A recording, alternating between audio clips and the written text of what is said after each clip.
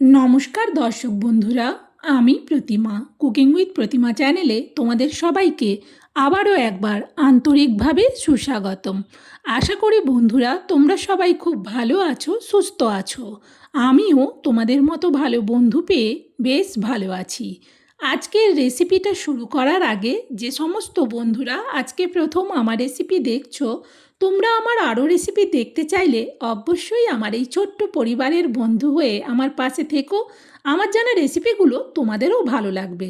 চলো তাহলে এবার দেখো, আমি এখানে 200 গ্রাম ছোলার ডাল নিচ্ছি। এই ছোলার ডালটাকে সবের প্রথম আমি জলের মধ্যে ভিজিয়ে দিচ্ছি। এটা প্লেন ঠান্ডা জল, এই জলের মধ্যে ছোলার ডালটাকে ভিজিয়ে দিলাম। আর আমি এতে দেওয়ার জন্য নিচ্ছি দেখো কিছুটা নিউট্রেলা বড়ি বা সয়াবিন বড়ি। এবার এই সয়াবিন বড়িটাকেও জল দিয়ে ভিজিয়ে দেবো। আর আমি এতে দেব আলু। আমি এখানে দুটো মিডিয়াম সাইজের আলু নিচ্ছি, খুব বেশি ছোটও না আবার খুব বেশি বড়ও না। এবার এই আলুটাকে কেটে ধুয়ে নিচ্ছি। দেখো, আলুকে কেটে ধুয়ে নিয়েছি। আর আলুকে এইভাবে বড় বড় করে কেটে রেখেছি। ছোলার ডালটাও কিন্তু বেশ ভিজে গেছে ভালো হয়ে। এখন এই নিউটেলা বড়িটাকে ভালো করে জল পাল্টে ধুয়ে নিংড়ে নেব। দেখো, নিউটেলা বড়িটাকে ধুয়ে নিয়েছি। এবার ছোলার ডালটাকেও ভালো করে জল পাল্টে ধুয়ে নেব। দেখো, ছোলার ডালটাকেও ধুয়ে নিয়েছি। আর আলুটাকে এইভাবে বড় বড় করেই রেখেছি। এখন এই ছোলার ডাল শুদ্ধ আলুকে আমি প্রেসার কুকারে একটা সিটি দেবো। একটা সিটি দিয়েই সেদ্ধ করে ফিরে আসছি। দেখো, ছোলার ডাল আলুকে সেদ্ধ করে নিয়েছি। এইভাবে একটা সিটি দিলে ছোলার ডালটা বেশ ভালো করে সেদ্ধ হবে, আর আলুটাও কিন্তু ভালো করেই সেদ্ধ হবে। আর বেশি সিটি দিলে ছোলার ডালটা গলে যেতে পারে। এমনভাবে একটা সিটি দিলাম যে ছোলার ডালটা সেদ্ধ হবে অথচ সুন্দর দানা দানাও থাকবে। চলো এবার আমি রান্নাটা কিভাবে করি সেটা তোমরা প্রথম থেকে দেখো। গ্যাস জ্বেলে কড়া বসিয়ে দিয়ে কড়াতে দিয়ে দিলাম তেল। খুন্তি দিয়ে তেলটাকে কড়ার উপর পর্যন্ত চাড়িয়ে নিলাম। অল্প তেল দিয়েছি। সবের প্রথম নিউটেলা বড়িটা ভেজে নেব। আর যেহেতু নিউটেলা বড়িটা তেলটা টেনে নেয় সেই জন্যে অল্প তেল দিয়েছি। অল্প তেল দেওয়ার পর ভালো করে কিন্তু নিউটেলা বড়িটাকে ভেজে নিলাম। দেখো, সুন্দর করে নিউটেলা বড়িটা ভাজা হয়ে গেছে। এখন নিউটেলা বড়িটাকে একটা জায়গার মধ্যে তুলে নিচ্ছি। আর অল্প তেল আছে, আবার একটু তেল দিচ্ছি। এখন এতে দিয়ে দিচ্ছি আমি অল্প কালো জিরে আর অল্প গোটা জিরে, আর দিয়ে দিচ্ছি তেজপাতা, আর দিচ্ছি ছোটো এলাচ, দারুচিনি আর লবঙ্গ, সব কিছু অল্প অল্প। এবার 2 মিনিট এগুলোকে ভেজে নিলাম। সুন্দর সেন্ট বেরোচ্ছে। দিয়ে দিচ্ছি অল্প একটুখানি হিং।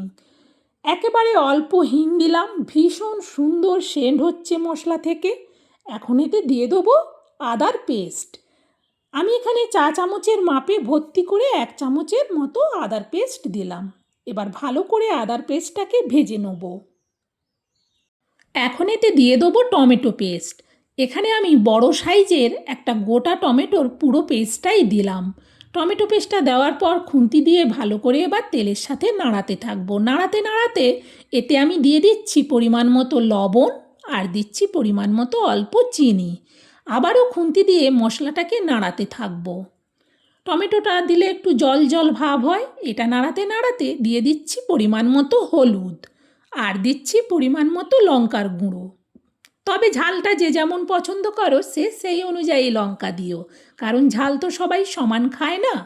দেখো, টমেটোর জল ভাবটা শুকিয়ে গিয়ে মশলা থেকে তেল আলাদা হয়ে গেছে। এরকম যখন মশলা থেকে তেল ছেড়ে দেবে তখন এতে দিয়ে দেবো সেদ্ধ করা আলুগুলো। আর আলুগুলো দেওয়ার সময় এইভাবে হাত দিয়ে একটু ভেঙে দেবো। সব আলুগুলো দেওয়া হয়ে গেলে খুন্তি দিয়ে এবার আলুটাকে মশলার সাথে কষিয়ে নেব 2 মিনিটের মতো। বেশ ভালো করে যখন মশলার সাথে সেদ্ধ আলুটা মিশে যাবে তখন এতে দিয়ে দেবো ভেজে তুলে রাখা নিউটেলাগুলো।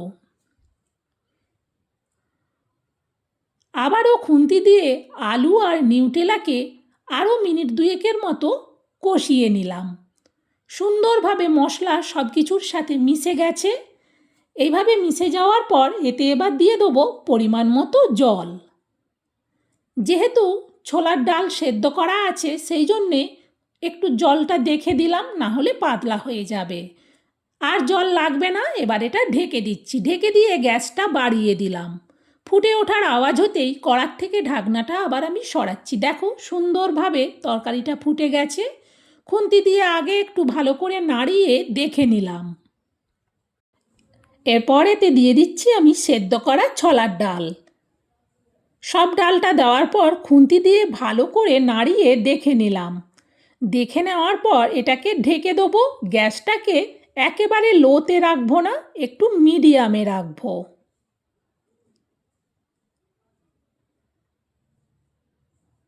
প্রায় মিনিট তিনেকের মতো বাদে আবারও আমি কড়ার থেকে ঢাকনাটা সরাচ্ছি। দেখো তরকারিটা আস্তে আস্তে ফুটছে। খুন্তি দিয়ে আগে একটু ভালো করে নাড়িয়ে দেখে নিলাম। এখন আমি এতে দিয়ে দেবো অল্প কসুরি মেথি। এই কসুরি মেথিটা দিলে কিন্তু সুন্দর সেন্ট হয়। যারা ব্যবহার করো তারা তো জানোই, আর যারা কখনো ব্যবহার করোনি অবশ্যই দিয়ে দেখো। এর টেস্ট এবং সেন্ট দুটোই সুন্দর হয়। ভালো করে নাড়িয়ে দেখে নেওয়ার পর এটা আমি আরও একটুক্ষণ ঢেকে রাখবো। খুব বেশি সময় নয়, মিনিট দুয়েকের জন্যে। আবারও আমি ঢাকনাটা সরাচ্ছি। ঢাকনাটা খুলতেই কি ভীষণ সুন্দর তরকারির থেকে সেন্ট বেরোচ্ছে। ভালো করে একটু নাড়িয়ে দেখে নিলাম। আর বেশি ঝোলটা মারবো না। এই ঝোলটা কিন্তু যখন তরকারিটা ঠান্ডা হবে এটা অনেকটা শুকিয়ে যাবে। নামানোর আগে দিয়ে দেবো হাফ চামচ ঘি। ঘিটা দেওয়ার পর খুন্তি দিয়ে ভালো করে পুরো তরকারিটার মধ্যে ঘিটা মিশিয়ে নেব।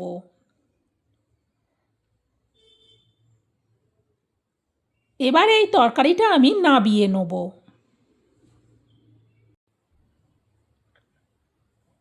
এই বড় কাঁচের বাটিটার মধ্যে আমি ঢেলে নিচ্ছি পুরো তরকারিটা। বন্ধুদেরকে বলবো অনেকভাবেই ছোলার ডাল খেয়েছো, একবার এইভাবে বানিয়ে দেখো। সম্পূর্ণ নিরামিষ, অথচ এই সুন্দর সেন্ট আর টেস্টে মন ভরে যাবে।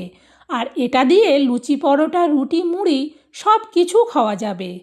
আমার এই ছোলার ডাল বানানোটা তোমাদের কেমন লাগলো বন্ধুরা, সেটা অবশ্যই কমেন্টে জানিও। তোমরা কমেন্ট না করলে আমি বুঝতেই পারবো না আমার রেসিপিটা তোমাদের কেমন লাগলো। ভালো লাগলে অবশ্যই একটা লাইক দিও আর রেসিপিটা শেয়ার করে দিও, যাতে নিরামিষ এই সুন্দর ছোলার ডালের রেসিপিটা সবার বাড়িতে বানিয়ে খেতে পারে। আজকের মতো রেসিপি শেষ। আবার অন্য দিন অন্য রেসিপিতে তোমাদের সাথে দেখা হবে। তোমরা সবাই ভালো থেকো, সুস্থ থেকো। টাটা বন্ধুরা।